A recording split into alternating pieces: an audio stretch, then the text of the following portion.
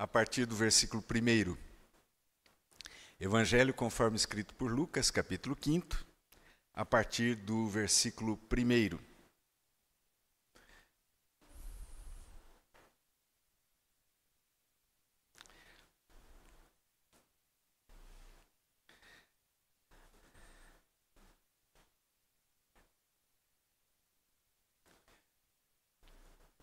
Aconteceu que Jesus estava junto ao lago de Genezaré, e a multidão o apertava para ouvir a palavra de Deus.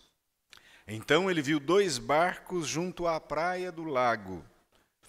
Os pescadores tinham desembarcado e estavam lavando as redes. Entrando num dos barcos, que era o de Simão, Jesus pediu-lhe que o afastasse um pouco da praia. E assentando-se, do barco ensinava as multidões. Quando acabou de falar, Jesus disse a Simão: leve o barco para o lugar mais fundo do lago, e então lancem as redes de vocês para pescar. Em resposta, Simão disse: Mestre, havendo trabalhado toda a noite, nada apanhamos, mas sob esta sua palavra lançarei as redes. Fazendo isso, apanharam grande quantidade de peixes, e as redes deles começaram a se romper. Então fizeram sinais aos companheiros do outro barco para que fossem ajudá-los. E foram, e encheram ambos os barcos a ponto de quase afundarem. Vendo isto, Simão Pedro prostrou-se aos pés de Jesus, dizendo: Senhor, afaste-se de mim, porque sou pecador. Pois à vista da pesca que fizeram, a admiração se apoderou dele e de todos os seus companheiros, bem como de Tiago e João, filhos de Zebedeu, que eram seus sócios. Então Jesus disse a Simão: não tenha medo, de agora em diante você será pescador de gente. E arrastando eles os barcos para a praia, deixando tudo, o seguiram. Oremos. Senhor nosso Deus, quando nós estamos diante da Tua palavra, nós sabemos que não conseguimos entendê-la perfeitamente, não conseguimos gravá-la completamente e nem conseguimos cumpri-la na nossa vida de forma completa. Por isso, Senhor, nós queremos clamar pelo Teu Espírito. É o Teu Espírito quem pode nos fazer entender perfeitamente a Tua palavra. É o Teu Espírito que pode fazer com que ela seja gravada completamente em nossa vida. É o Teu Espírito que pode nos fazer obedecê-la no nosso dia. Age agora com Teu Espírito em nossa mente e em nosso coração.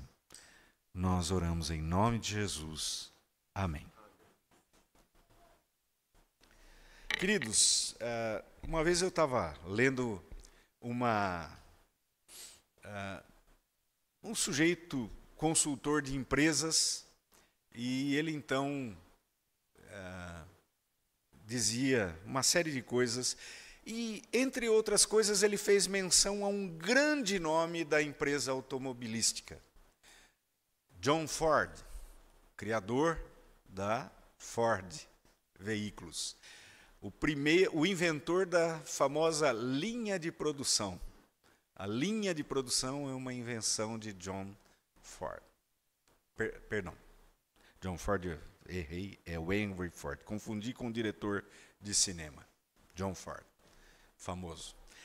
E nessa entrevista, Henry Ford perguntou, foi perguntado, se você perdesse tudo, se lhe tirassem tudo, suas fábricas, qual era a única coisa que você não gostaria de perder das suas empresas, de toda a sua fortuna? O que é que você pediria para lhe ser deixado? E ele disse: os meus empregados, porque com os meus empregados eu começo tudo de novo. Por onde começar uma igreja? Pelos bens, pelos templos. Jesus nos ensinou por onde começa o reino de Deus? pelas pessoas. Jesus chamou pessoas para serem seus discípulos. E a partir daí, ele plantou a sua igreja. Aqui nós vemos como Jesus chama seus primeiros discípulos, conforme a narrativa de Lucas, do evangelista Lucas. Lucas constrói a sua narrativa não de forma cronológica, ele a constrói de forma temática. Aqui no capítulo 5 começa o tema do chamado ao discipulado, que vai se encerrar no capítulo 9, e do treinamento básico do discipulado. 5º ao 9, chamado e treinamento básico do discipulado. Neste começo, ele chama primeiro 4.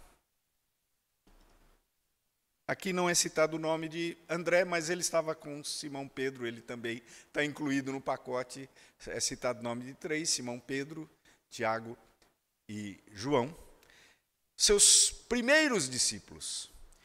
E ele o faz de maneira inusitada, ele caminhava frente ao lago de Genezaré, também conhecido como Mar da Galileia, mesmo lugar, é um grande lago, também conhecido como Mar, leva os dois nomes. Ele está ali caminhando e depois ele para ensinar a multidão. Só que tem um problema.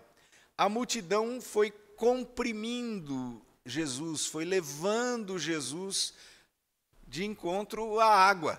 E então Jesus, vendo barcos que ali estavam, cujos pescadores lavavam as redes, ele pede a um dos donos de barco, ao Simão Pedro, posso subir aí? E ele sobe e continua a ensinar a multidão ali de cima do barco do Simão Pedro.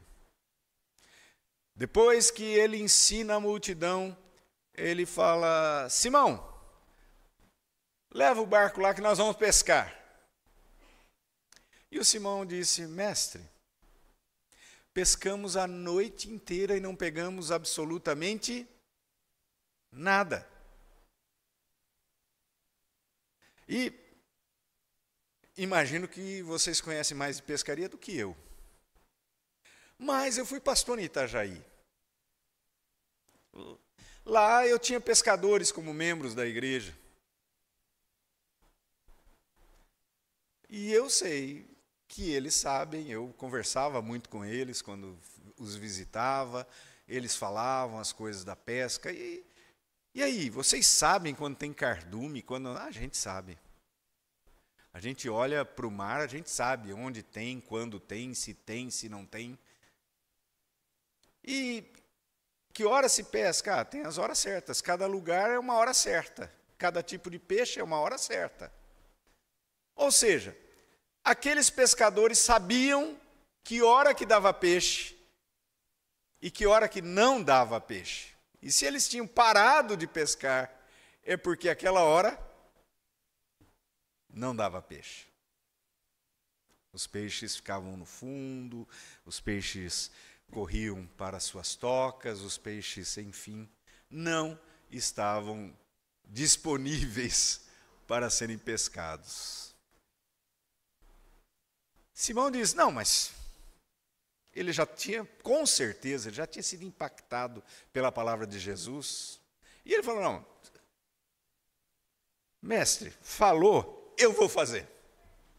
E foram. E lançaram as redes. Lançaram as redes, e quando eles começaram a puxar as redes, eles não conseguiam puxar. Eles não davam conta de puxar, e as redes começaram a se romper. Eles perceberam que as redes estavam começando a se romper. Quem sabe algum deles pensou, não está escrito, né? Deu enrosco, alguma coisa aí e tal. Né? E chamaram correndo um outro barco. Vem ajudar a gente e tal. E o outro barco foi e ajudou. Conseguiram puxar as redes.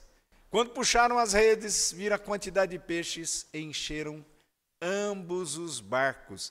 E encheram tanto que os barcos começou a entrar água, de tão pesados que estavam com a quantidade de peixes. Quando Simão Pedro viu isso, ele percebeu que aquele homem não só falava certo, bonito, mas que aquele homem era algo a mais. que aquele homem era Deus. E ele se prostra aos pés, sinal de adoração. Ele se prostra aos pés de Jesus.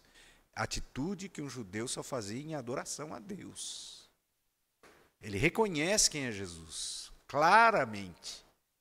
Ele se prostra aos pés de Jesus e diz: Senhor, retira-te de mim, porque sou pecador.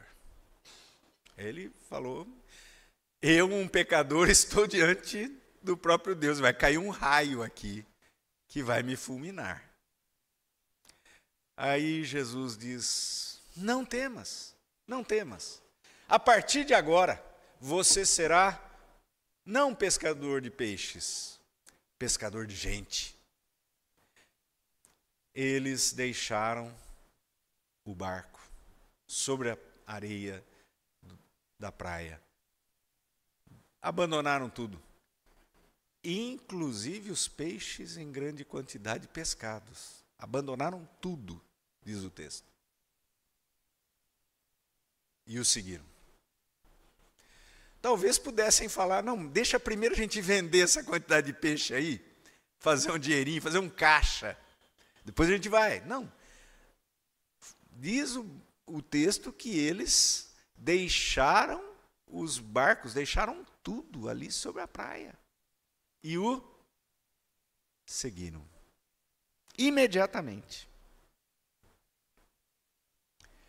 Sabe, queridos, baseado nessa história, eu queria falar um pouco sobre o que é ser um discípulo de Jesus, a partir desse chamado. O que Jesus, quando chama seus discípulos, e deixa eu dizer e explicar uma coisa, hein? Discípulo é todo aquele que é convertido. Depois, capítulo 6, eles vão ser chamados de apóstolos. Aí sim, assumem um grau. Mas discípulos são todos os que são de Jesus. O que Jesus, quando nos chama para sermos seus discípulos, espera de nós. E o que Jesus, em primeiro lugar, espera de nós é que nós o reconheçamos como ele realmente é, Senhor. Presta atenção que antes da pesca maravilhosa, do que Pedro chama Jesus? Versículo de número 5 diz: mestre. Diz assim: mestre, havendo trabalhado. Mestre. Ele reconheceu em Jesus um rabi, um homem que falava da palavra do Senhor com autoridade, com conhecimento. Ele reconhece isso. Ele reconhece que Jesus é mestre. Mas é interessante que depois da pesca ele chama Jesus do quê? Senhor. Senhor. Versículo de número 8. Senhor, afaste-se. Vai para longe. Eu sou pecador. Senhor. Para nós, isso parece não fazer grande diferença, porque nós usamos a palavra Senhor de forma banal. O pessoal olha para mim e diz: não, aquele senhor careca lá, vai lá. Nós viramos ponto de referência, né? Você sabe disso, né? Quando a gente perde o cabelo, a gente vira ponto de referência. Quando alguém quer falar: não, é perto daquele senhor careca lá e tal. Então, nós usamos Senhor até para isso. Nós usamos a palavra Senhor de forma muito banal na língua portuguesa, de forma muito vulgar para qualquer situação. Entretanto, a palavra traduzida por Senhor não era usada dessa forma naquela época. Essa palavra tinha apenas 3 usos naquela época. Era a forma como um escravo falava com o seu dono.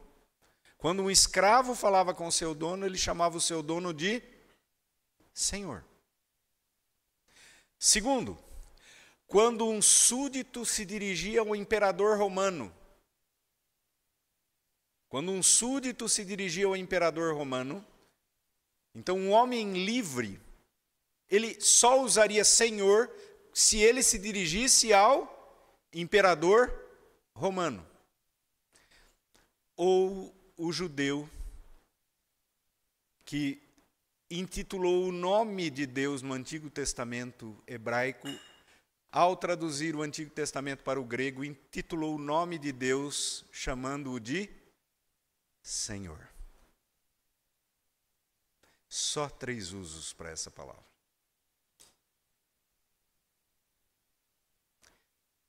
Quando Pedro muda de mestre para Senhor, ele está reconhecendo ali que ele é escravo, ele está diante do rei, ele está diante de Deus. E ele reconhece claramente que Jesus é Deus, porque ele prostra-se aos pés dele.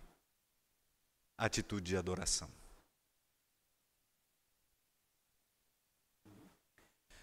Sabe, queridos, muita gente no mundo acha as palavras de Jesus lindas. Muita gente no mundo acha o ensinamento de Jesus maravilhoso. Muita gente no mundo, quando a gente prega o evangelho, fala: nossa, que lindas palavras. Muita gente, mas Jesus não quer pessoas que o reconheçam por suas lindas palavras, mas quer pessoas que se prostrem adorando, reconhecendo-o como o Senhor, o Rei, o único Deus verdadeiro que entre nós viveu.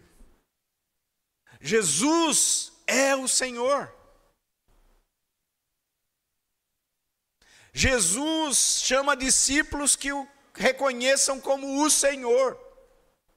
Deus procura para si adoradores que o adorem em espírito e em verdade. Gente que não acha só que ele fala bonito. Gente que não acha só, não é bom conhecer a Bíblia para ter sabedoria. Não apenas isso. Mas gente que se prostra, que o adora e que o reconhece como ele realmente é. Senhor, Rei, dono da nossa vida. Essa é a primeira atitude. Essa é a primeira atitude que Jesus espera de seus discípulos. Em segundo lugar, nesse texto é mostrado uma segunda coisa que Jesus espera dos seus discípulos.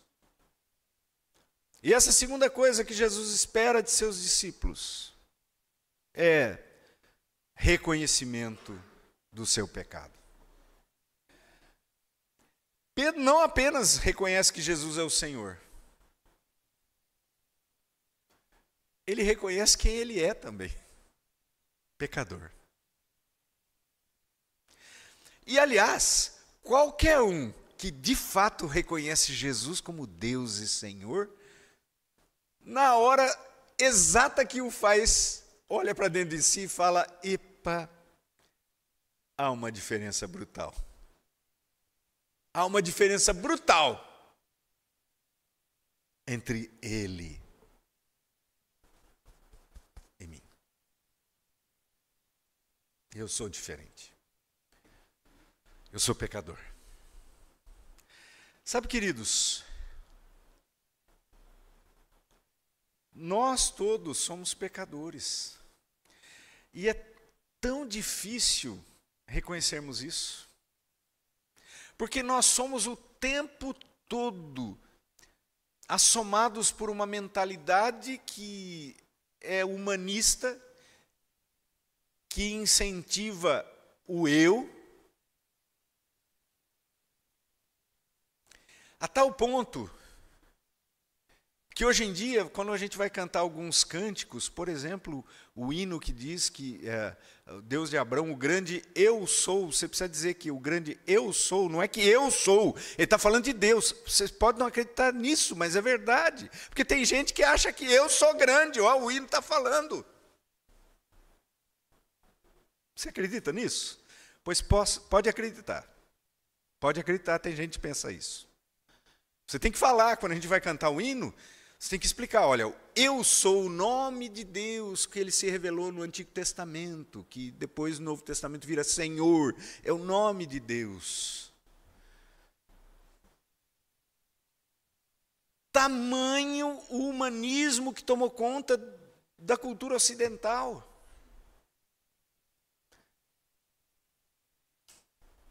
Eu sou o cara. Nossa cultura valoriza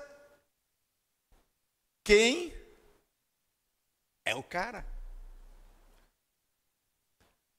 Muitas vezes eu ouço, creia em você mesmo. Eu falo, meu Deus, eu nunca vou fazer isso, Senhor. Se eu creio em mim mesmo, eu estou desesperado, porque eu posso crer no desespero, vou crer no pecado, vou crer no quê?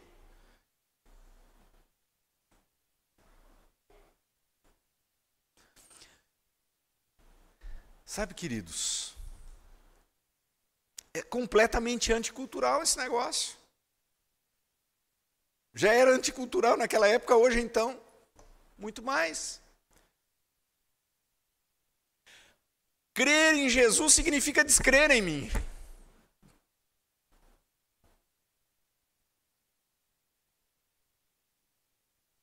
Significa ver o que eu sou. Eu sou pecador. Em mim só pode vir um raio de Deus para me fulminar, pelo que eu sou.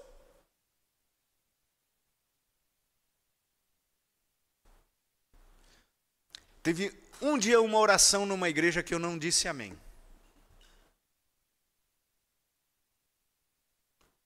O irmão orou assim e disse, Senhor, dá-me agora o que eu mereço. E eu falei, não me dá, Senhor. Não me dá o que eu mereço, por favor. Eu não disse amém ao final daquela oração. O salário do pecado, o que é?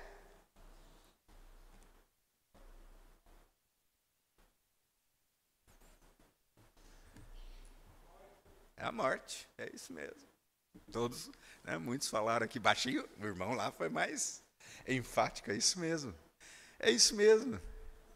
Sabe, queridos, nós somos miseráveis e indignos. Domingo passado eu estava dando aula de escola dominical lá, na igreja em que sou pastor, e falando lá da epístola de Tito, e alguns termos gregos que Paulo usa ali, que são muito interessantes. E eu disse, sabe o que esses dois termos significam?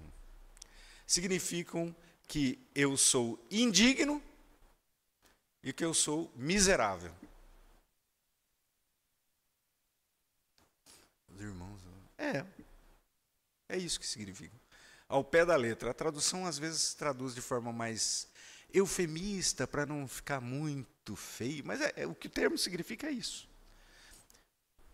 Era um termo que se reconhecia diante de um rei, reconhecendo a sua indignidade de estar na presença dele e pedindo que ele tivesse pena da miserabilidade da pessoa.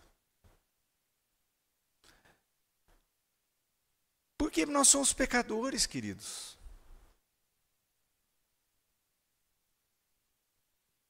Nós não podemos nos tornar arrogantes. Por que a Bíblia tanto fala em humildade? Por que a Bíblia fala que uma característica básica de todo aquele que vive em comunhão com Deus é a humildade?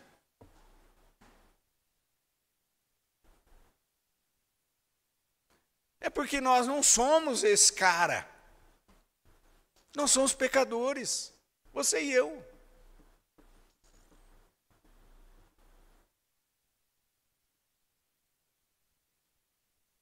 Jesus conta uma parábola interessante, uma historinha interessante para os seus discípulos, no mesmo Evangelho de Lucas. Ele diz assim, tinham 2 homens subiram ao templo para orar. Um fariseu, obrigado, Senhor, porque eu não sou como os demais homens, eu sou o cara. Muito menos como esse miserável aí, que está aqui do meu lado, que é pecador. E o outro não conseguia nem levantar a cabeça para orar. Orava abaixado. E dizia, tem misericórdia de mim, Senhor, porque eu sou pecador. E sabe o que Jesus disse? Diz que aquele que eu sou o cara, eu não sou como os demais, eu sou o cara. A oração dele não chegou até Deus. Qual foi a oração que chegou até Deus? A daquele que não ousava sequer erguer os olhos.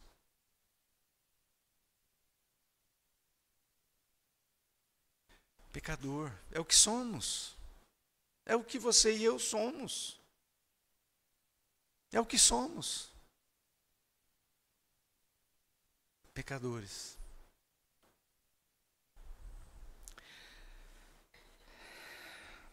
Graças a Deus que, apesar de nosso pecado, nós somos salvos. Porque a resposta de Jesus a essa confissão de Pedro, de ser pecador, Jesus disse: não temas, não temas.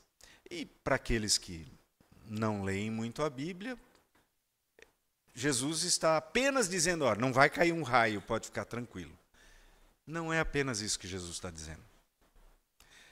Depois você folheie a sua Bíblia ou pega uma concordância e veja quantas vezes não temas, não temais, tanto no singular quanto no plural, aparece na Bíblia, você vai ficar abismado. Tudo isso, tudo isso. E depois você começa a folhear algumas das passagens lá. Você não vai conseguir folhear todas porque vão ser algumas centenas. E você vai ver que sempre isso significa anúncio de salvação de Deus. Jesus não apenas disse: olha, não vai cair um raio sobre você. Ele disse: você está salvo, filho, fica tranquilo. Você está salvo. E essa é a bênção. A salvação não vem de nós, vem de quem? Dele. Essa é a bênção, não depende de mim, depende de quem? Dele. Porque se dependesse de mim, o que é que eu sou? Pecador. Não ia ser salvo nunca. Depende dele. Que bênção. A gente se reconhece pecador e Deus diz: fica tranquilo, está salvo. Está salvo. Essa é a bênção. Não é o que eu faço, é o que ele já fez, enviando o seu filho para morrer em meu lugar e para ressuscitar. Não são minhas obras, é a graça dele, que se manifesta mediante a fé, que é presente dele para nós também.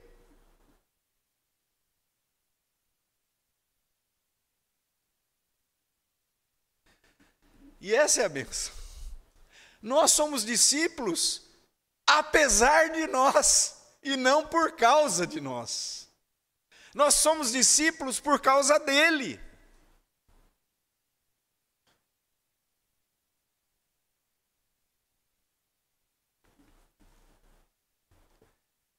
Nós somos discípulos por aquilo que Deus fez. Não somos discípulos por aquilo que podemos fazer.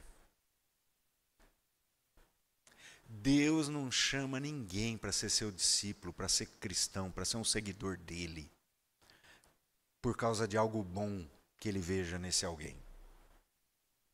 Deus chama discípulos que vão ser salvos por ele, apesar dos seus pecados, vão ser salvos por ele. E essa é a bênção. Mas, para não demorar demais e não atrasar a escola dominical, né?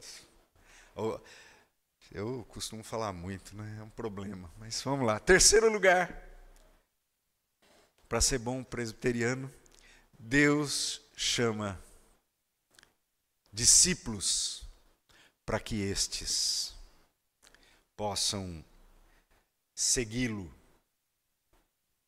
deixando tudo o que for necessário para segui-lo. Eles deixaram tudo. Imagino que um barco não era coisa barata naquela época, como não é hoje. Imagino que todas as tralhas de pesca não eram muito baratas naquela época, como não são hoje. Imagino que aquela quantidade de peixe não era pouca coisa. Mas tinha acontecido algo tão especial na vida deles que o peso entre seguir Jesus e tudo aquilo que representavam os barcos e os peixes, seguir Jesus pesou muito mais. E eles deixam tudo. Nem todos precisarão seguir Jesus do ponto de vista físico ao ponto de abandonar sua casa, sua cidade. Eu tive que fazê-lo. Edson também. Mateus também. Nós abandonamos tudo. Profissão, emprego. Não sei se o Edson tinha o seu emprego, eu tinha o meu. Era técnico em eletrônica, trabalhava numa empresa automobilística, fabricava freios para veículos, não existe mais, chamada Bendix do Brasil, hoje é a atual Bosch Freios, foi comprada pela Bosch aqui no Brasil. Então, eu estava lá, trabalhava na engenharia do produto, no desenvolvimento de novos freios. Você pode não acreditar, muitos nem sabem que existiram esses carros, mas o sistema de freios do Escort e do Santana, eu participei do desenvolvimento. Todos os testes dos protótipos eu participei. Então, larguei.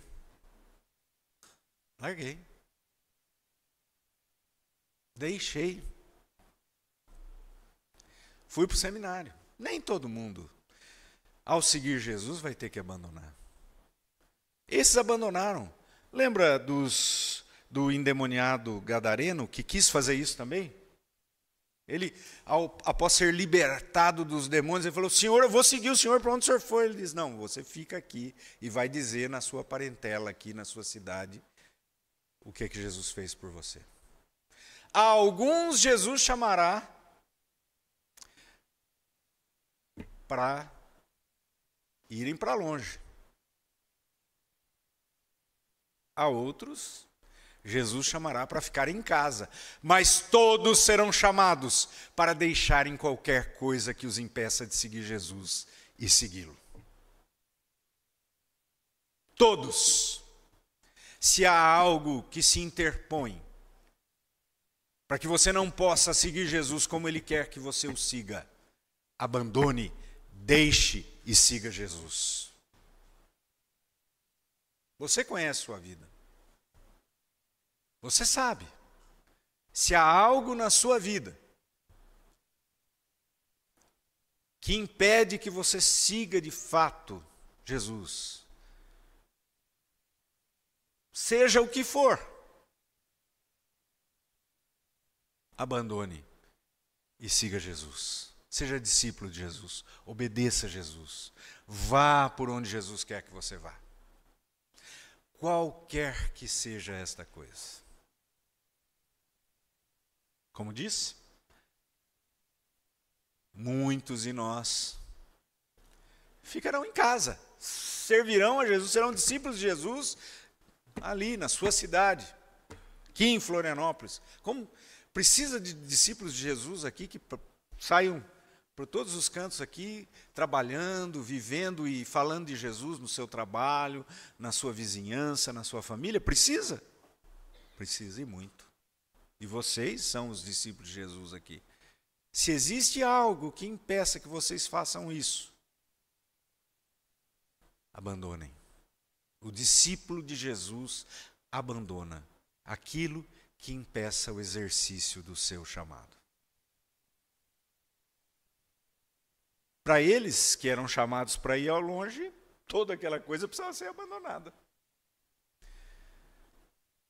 Agora,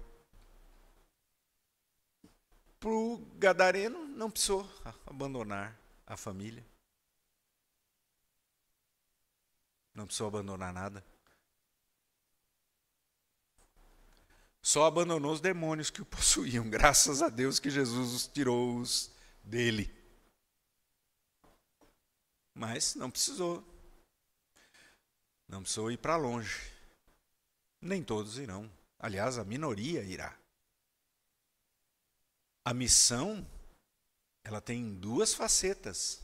A missão de todos os cristãos que onde estão testemunham de Jesus, e a missão daqueles que são uma minoria, que Jesus chama para ir para longe, para testemunhar dele. Talvez aqui haja alguém que hoje, ou no futuro, será chamado para abandonar Florianópolis, para ir como missionário, como pastor, pregar o evangelho em outro lugar. Pode ser que haja. Eu não conheço. Deus conhece o coração e Deus sabe o propósito que tem na vida de cada um de vocês. Pode ser que haja aqui alguém que o Senhor vá chamar. Louvado seja Deus se houver. Vá. Abandone emprego, o que for necessário, e vá se o Senhor te chamar.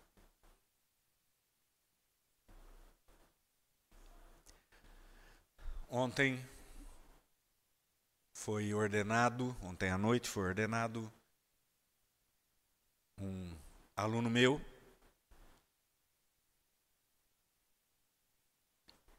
que já era diretor regional do Banco Itaú, quando Deus o chamou.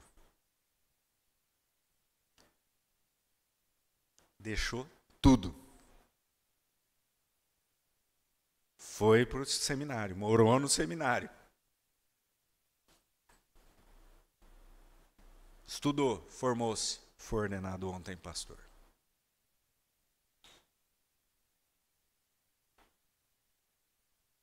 Se Deus chama, amigo, para você ir para longe, larga tudo e vai.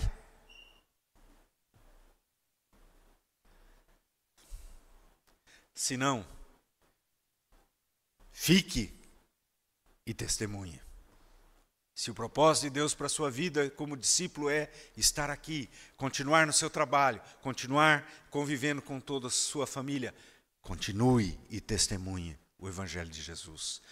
Mas lembre-se, se existe algo que impeça isso, mesmo ficando aqui, deixe. Seja o que for, deixe. Jesus espera que nada impeça que exercitemos nosso discipulado, que exercitemos o fato de que somos discípulos de Jesus, chamados para testemunhar o seu nome. Meu querido, não existe jeito de ser cristão sem ser discípulo de Jesus. Todo cristão é discípulo de Jesus. Nem todos serão pastores, nem todos serão missionários que irão para longe. A minoria. Mas todos somos discípulos de Jesus. E a todos Jesus espera que reconheçam-no como Senhor. Não apenas como alguém que ensina bonito, fala como Senhor, Deus, Rei, dono da nossa vida. A todos, Jesus espera que reconheçam que são pecadores, que não são os caras, que não podem confiar no que fazem, mas apenas no que Jesus fez. E a todos espera que qualquer coisa que atrapalhe o bom exercício do discipulado, o bom exercício do testemunho de Jesus, que tudo seja abandonado, conforme o propósito dele. Que Deus abençoe e que assim seja na vida de cada irmão e de cada irmã. Amém.